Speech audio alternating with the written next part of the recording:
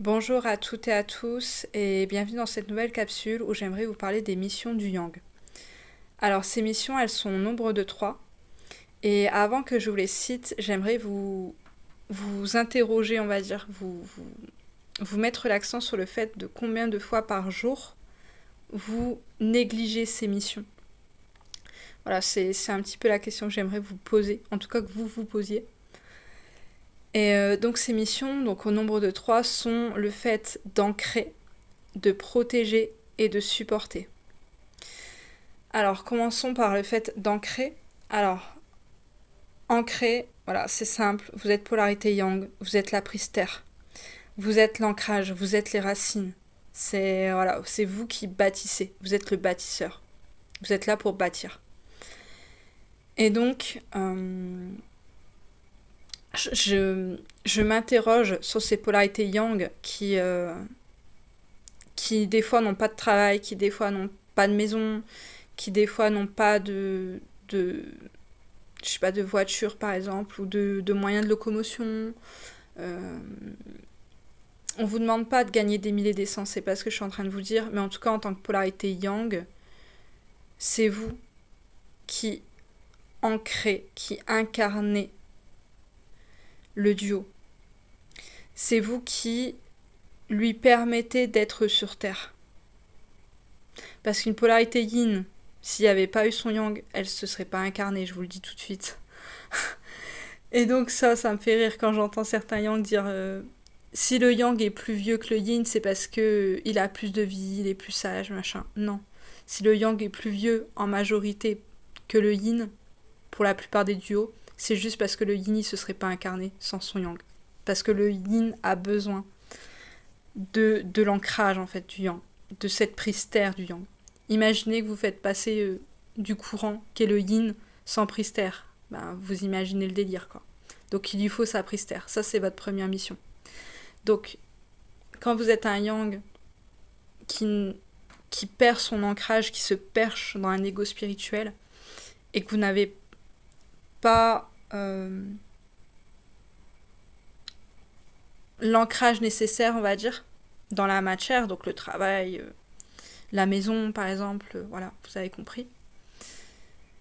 Comment voulez-vous qu'une polarité yin ne soit pas perchée quand vous, en tant que yang, vous n'arrivez pas à vous ancrer, à vous incarner? C'est sincèrement pour moi, je pense que c'est impossible en fait. Donc ça, c'est votre première mission. Ancrer le duo. Votre deuxième mission, c'est de le protéger. Alors, comment vous faites pour protéger votre duo? C'est simple. Vous faites un avec votre yin. Vous voyez votre yin comme votre partenaire, parce que c'est ce qu'il est. C'est votre impératrice. C'est votre autre, en fait. C'est pas un mot à la légère non plus, dire mon autre. Et en réalité, c'est votre tout, souvent votre yin. Tout comme le yin, hein. Le yang, c'est son tout aussi, je vous le rassure. Et le fait de protéger pour vous, généralement, en tant que polarité yang, c'est vraiment viscéral, vous le ressentez. Mais le yin ne ressent pas votre protection, tout simplement parce que vous vous désolidarisez de votre polarité yin. Vous vous séparez, on va dire, de votre polarité yin. Alors, c'est pas exprès, hein. C'est, voilà, on a tous nos protections. Mais il y a une forme de désolidarisation de la polarité yin. Comme si vous oubliez qu'en réalité, c'est votre yin. C'est votre complément. C'est votre autre. C'est votre miroir. C'est ce qui fait de vous ce que vous êtes en réalité. Sans votre yin, vous non plus, vous ne serez pas là en réalité. Et ça, comment vous vous désolidarisez en réalité au quotidien? Bah souvent, ça va être en baissant les bras, en voulant arrêter votre processus de retour vers vous, en choisissant quelqu'un d'autre, ou en pensant choisir quelqu'un d'autre, ou dire que vous préférez choisir quelqu'un d'autre. Moi, personnellement, j'ai rien contre les âmes sœurs, mais je trouve ça tellement moche de choisir une âme sœur comme second choix. Est-ce que vous aimeriez être le second choix? Pensez à votre yin avec ce que vous appelez sa tierce, mot horrible, et voyez à quel point ça fait mal d'être le second choix. Et ensuite pensez à votre âme sœur, si c'est vraiment une âme sœur, que vous prenez comme le second choix. Ben, je sais pas vous, mais moi ça me fait pas rêver. Voilà. Donc, voilà, vous désolidarisez votre yin, c'est ne plus le protéger. C'est ne plus la protéger. Souvent, une polarité yang aussi qui veut protéger son yin va toujours le ramener dans son corps. Ça c'est vraiment, si vous savez pas si vous avez un yang en face, regardez, il va vous ramener dans le corps. Et comment il fait ça généralement? Il va essayer comme de casser la spiritualité. Et c'est pas contre vous, c'est pas un rejet de vous. Si vous êtes polarité yin, c'est pas un rejet de votre spiritualité, mais c'est le rejet de l'ego spirituel. C'est le rejet de toutes les conneries qu'on trouve en réalité sur la spiritualité. Parce que pour être un être spirituel, il faut pas avoir un pendule, un jeu de cartes ou je ne sais trop quoi. Il faut juste être soi, être dans l'authenticité. Et votre polarité yang, quand il est dans son rôle de protection, donc de protéger le duo, il va faire tampon sur ça. Donc un yang, quand on lui dit « vas-y, pars dans un ego spirituel », c'est l'envoyer dans le mur, quoi. Un yang, il doit pas se développer spirituellement puisqu'il a son yin pour ça. C'est sa mission en tant que yin. On va y revenir dans la vidéo sur la mission du yin. Mais un yang qui part dans la spiritualité, c'est lui enlever ses racines et lui enlever l'énergie de protection et d'ancrage. Un yang doit juste guérir son yang. Il ne doit pas développer son yin, il doit guérir son yang.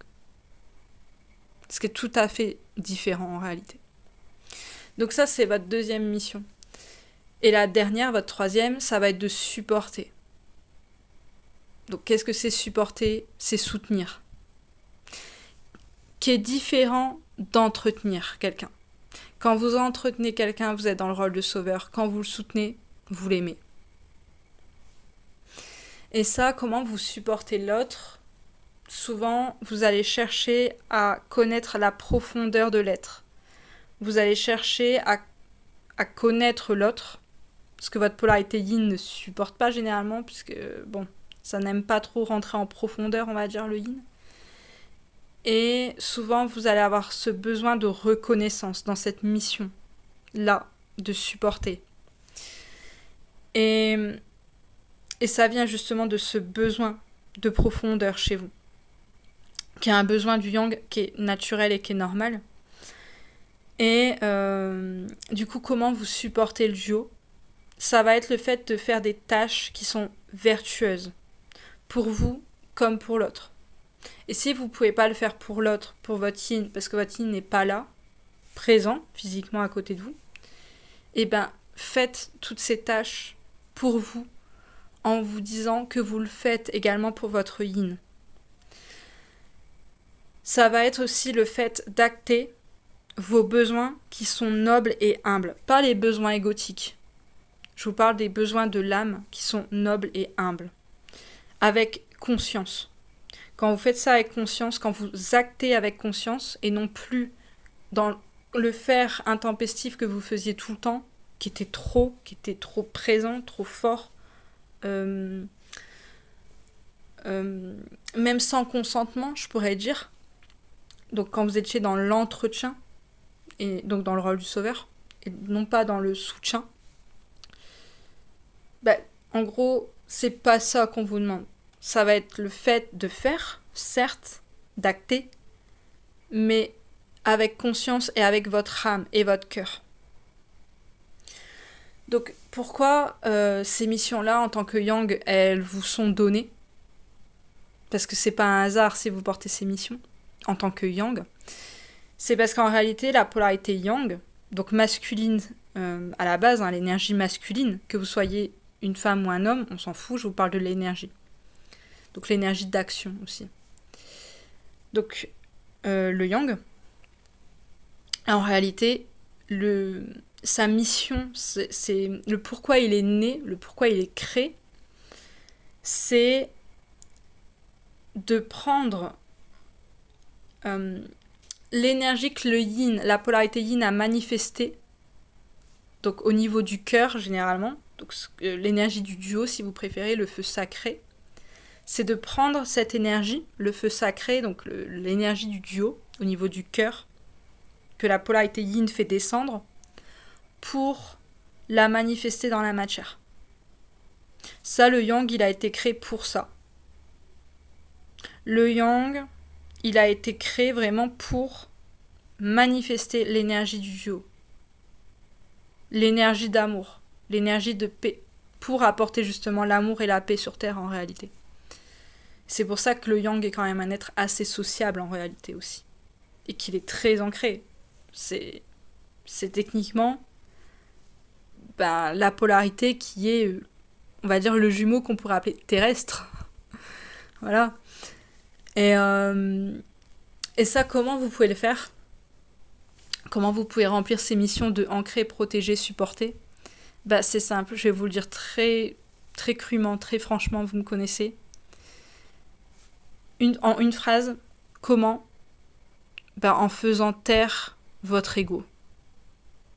En lui faisant fermer sa bouche, quoi. Parce que vous faites trop de bruit. Désolée de le dire comme ça, mais l'ego, qu'est-ce qui fait du bruit ? C'est un truc de fou. Et ça, je le vois tous les jours. Ces yang qui se plaignent, qui se plaignent, qui se plaignent. Alors qu'en fait, en réalité, ils veulent pas se réunir, ces yang-là. Ils veulent pas se réunir. Ils sont là, ils disent « j'ai peur, machin ». Ok, t'as peur. Mais la polarité yin aussi a peur en réalité. Mais quand vous me dites vos peurs et que vous êtes là, vous faites « non mais c'est pas contre toi en réalité, je sais que c'est mes peurs qui s'expriment, c'est mon ego ». Mais pourquoi vous laissez votre ego encore s'exprimer ? Vous savez que c'est votre ego qui parle. Pourquoi vous le laissez parler encore ? Et ça, c'est juste votre travail. Votre travail en tant que yang, c'est de faire fermer sa gueule à votre ego. C'est tout. C'est tout. Désolée, je le dis crûment, mais c'est tout. C'est tout. Ça, c'est votre mission. Et quand vous ne le faites pas, c'est qu'en réalité, vous dites à votre yin, j'ai pas envie de me réunir avec toi. Voilà. Et le dernier comment, c'est en agissant au service du divin, en vous et à travers votre yin, en incarnant l'empereur.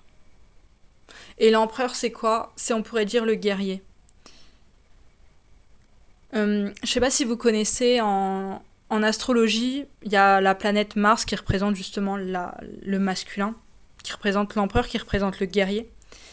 Et à Mars, on lui demande pas de réfléchir. On lui demande d'acter. Mars, il agit. On lui donne une mission et il l'a fait. C'est ce que vous devez faire. Mais vous ne devez pas faire cette mission comme le yang que vous étiez avant, que vous êtes peut-être toujours dans ce truc de faire blesser, mais dans faire au service du divin. Acter l'ordre que le divin vous donne. Et le divin, généralement, il passe à travers qui ? À travers votre polarité yin. Quand votre polarité yin, elle vous parle, entendez tous les mots qu'elle vous dit, ou qu'il vous dit. Parce que votre polarité yin, croyez-moi, elle parle pas pour rien dire. Elle parle pas pour rien dire, elle sait des choses que vous ne savez pas.